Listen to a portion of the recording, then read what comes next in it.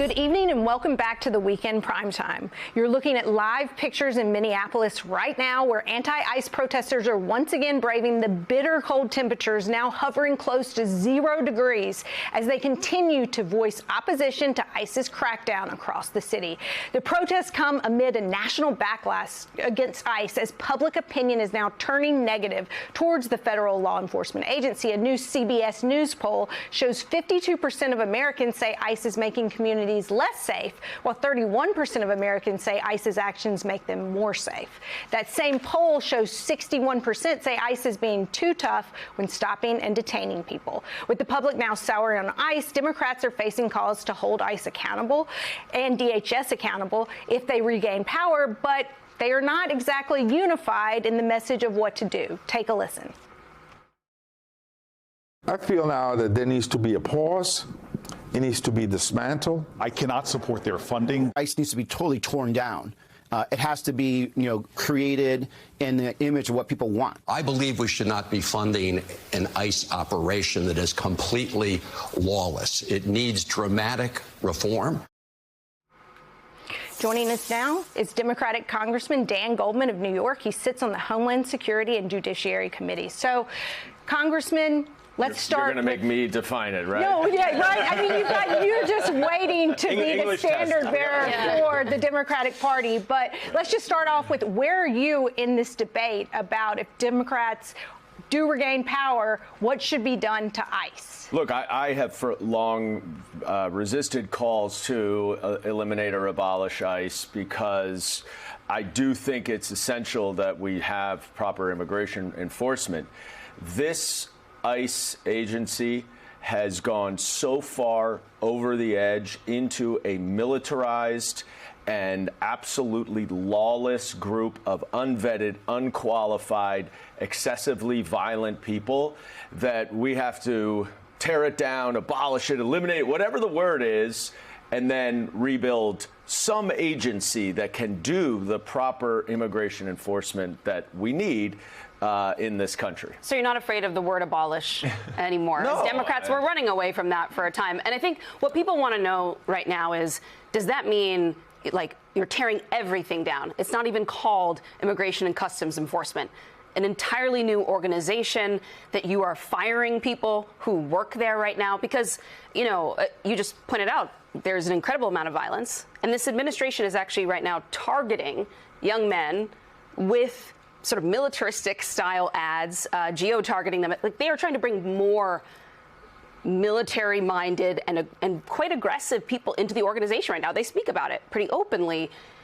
In a few years, what will abolishing actually require and look like? Well, the first thing I would do is fire every single person this administration has hired. There is zero chance that they have either been vetted properly or trained properly. And that's from leadership down to anyone in recruits? ICE. Anyone in ICE who's been hired by this administration needs to go first things first.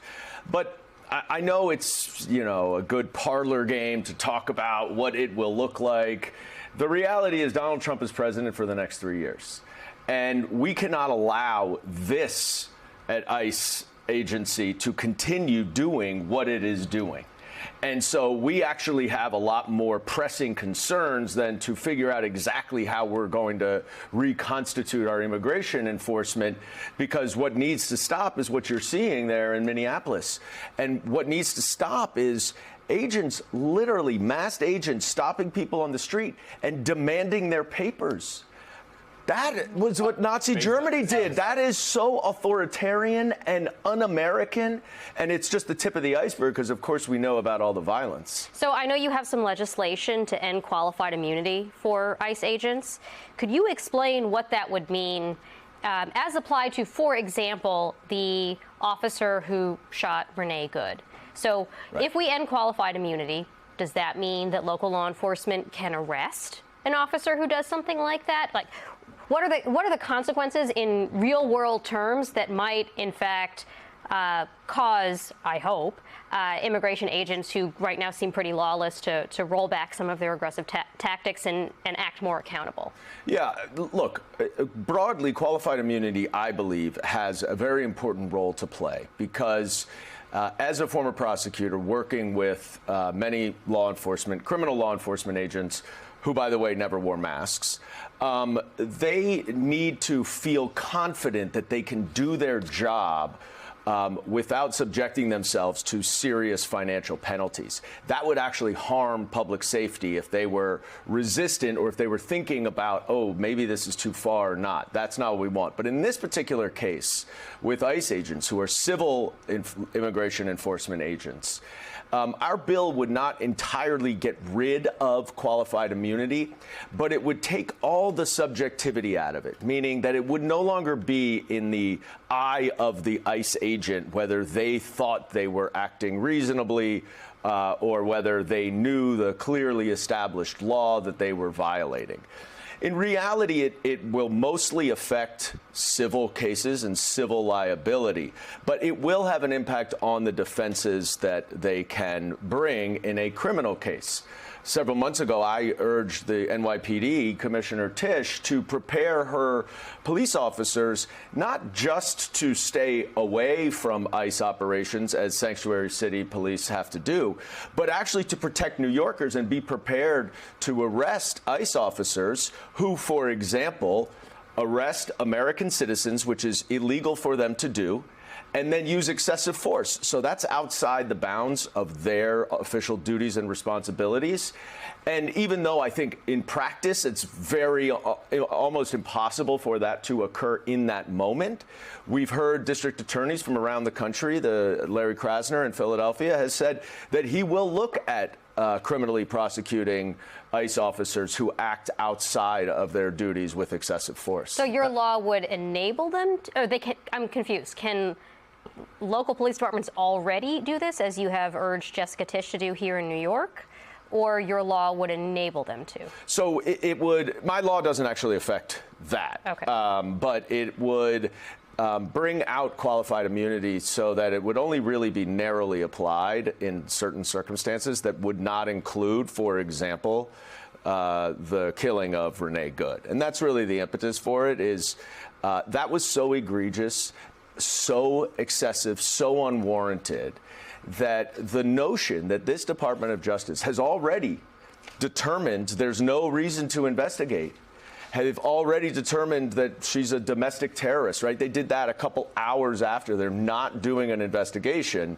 Meanwhile, they are, I guess, investigating Governor Walz and Mayor Fry for some cockamamie conspiracy theory to obstruct. I don't really understand. But the point is that those officers could be held liable by lawsuits under my bill. I want to get to Jack Smith in a minute, but we're just 12 days away from a government shutdown. Do you believe Democrats should hold the line on cutting funding to DHS and ICE in its current form and what it is doing now, even if it is to force a shutdown, to get some concessions from the Republicans on some of these concerns that you've validly raised? So if it were really just up to me, I would focus less on funding because they have so much funding from the big ugly bill. And I would be focused much more on this lawlessness, on these tactics.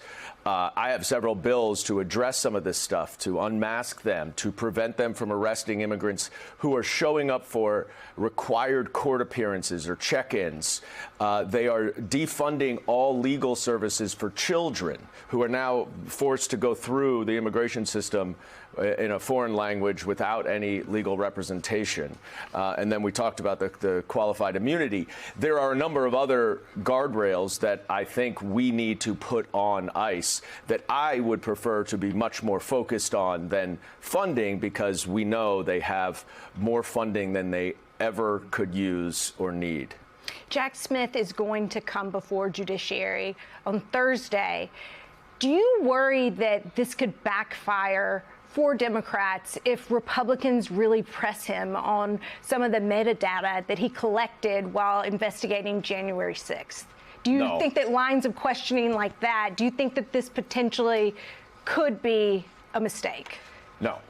I was in his deposition for a while, And I'm very happy and eager for him to show up at this hearing and for the American people to finally see that all of these conspiracy theories, all of these allegations about him being a political prosecutor and this being a partisan prosecution are going to completely disintegrate when you see him testify. I don't know that I was a prosecutor for 10 years. I don't know that I've ever seen anyone who is more straightforward and by the book than Jack Smith. And when you listen to him testify, and unfortunately, because the Department of Justice refuses to release Volume 2 of his report, the classified documents case, he's not going to be able to talk very much about that case. He wasn't in his deposition. But when you go through all of the evidence that he had for the January 6th case and Donald Trump's efforts to overturn the election and how everybody knew that all of their theories, so-called, were bogus and were wrong, it's going to have a pretty big impact. Congressman Dan Goldman, thanks so much for joining us tonight. Thanks, we hope we can Congressman. have you back.